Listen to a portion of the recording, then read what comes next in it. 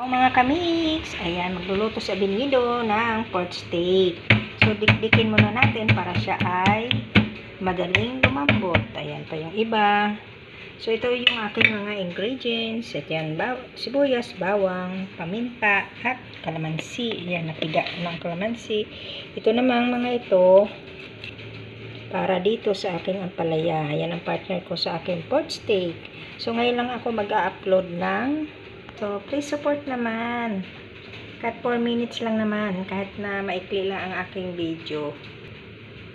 So, sana may manood. So, ayan. Welcome sa aking YouTube channel. Please subscribe sa Abinido Kamix TV. Ayan. For today's video, ayan. Magluluto si Abinido ng pork steak. So, mamaya na lang. After, pag nag-umpisa na si Abinido, yan naman ay para sa ampalaya. Ayan. So, yun lang po ang aking mga ingredients for cooking for today. So, ito mga kamix, dito ako maghahalo ng imamarinate ko yung baboy. So, nilagyan ko na yan ng paminta.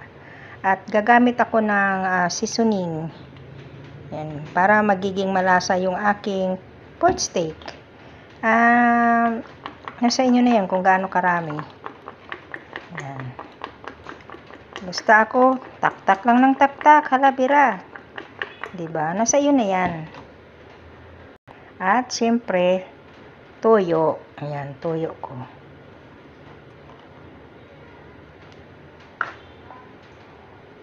Ayan. Maglalagay lang ako ng isang kutsaritang kalamansi. Kasi, pag maraming kalamansi ka mag-marinate, baka mukinol ang imong kuan kanang karne kay siyempre maasim yan, di ba? Mi-mix mo na. Yan, mi-mix na bago ilubog yung iyong baboy.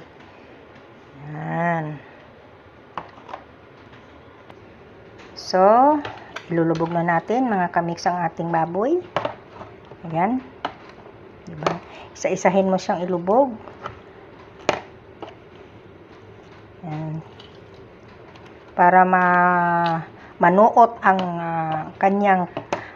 kanyang lasa sa loob-looban ng kanyang laman.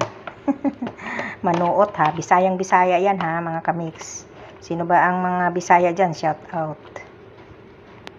So ayan, lubog-lubog ko na. Pero pag kulang ng tuyo, dagdagan na lang ninyo. Doon na sa mga sasabaw nyo na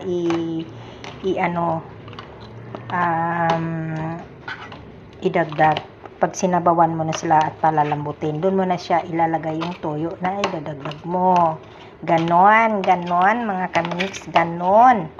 Yan. Kasi, ayan 1/4 cup lang kasi ang nilagay kong toyo. Kasi baka naman siya ay umalat. So, mamaya ko siya dadagdagan. Okay? So, yan. Ipiprito na natin. Mayang konti. Nagpapainit na tayo ng mantika, guys. Mga kamix. Ayan. So, ilalagay na natin ang baboy. Ayan, dahil mainit na siya. Ingat-ingat lang sa pagputok. Baka masira ang inyong beauty. Batya lang, konti lang prito. Para hindi manigas. So, ayan. Piniprito-prito ko muna ng konti. So, dito ako gumawa din ng magiging sauce niya. Ayan. Bubuhos natin. Bago ibuhos, igisa mo. So, ilagay mo muna ang bawang para magisa-gisa siya, guys. So, ayan. Naprito-prito na, guys. Ilagay na natin yung ating bawang. Siyempre, ang sibuyas mamaya pa.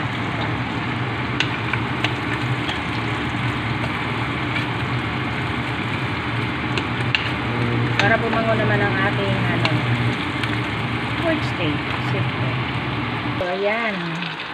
Na-prito na natin ang ating bawang. So, ibubusan na natin ang magiging sabaw na. Ayan. Nilagyan ko yan ng toyo ulit ng 1/4 cup. Ayan. So, ganyan lang. Palalambutin na natin yan. So, maghanda rin ako ng aking lulutuin na ampalaya. Siyempre, babaanuhan natin muna ng asin. Tingnan nyo. Mga kamix, ang lalaki ng butil ng asin. Yan yun daw yung rock salt sa Himalaya salt. So, ako ng kumutan para mawa ang pait niya. Yan, mag-isa na rin ako para sa aking ampalaya. At syempre, ito ang nangyayari sa aking niluluto. Ayan, maluluto na siya, mga kamix. Ilalagay na natin ang ating sibuyas. Ayan. Dahil maluluto na siya, para naman siya ay maluluto na din. So, ilagay natin sa mahinang apoy para dahan-dahan siya maluluto.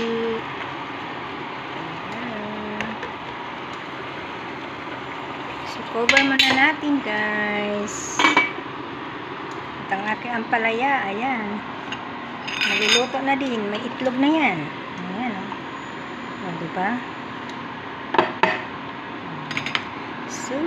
So, sana nag-enjoy kayo sa aking cooking show ni Abenido Kamix TV.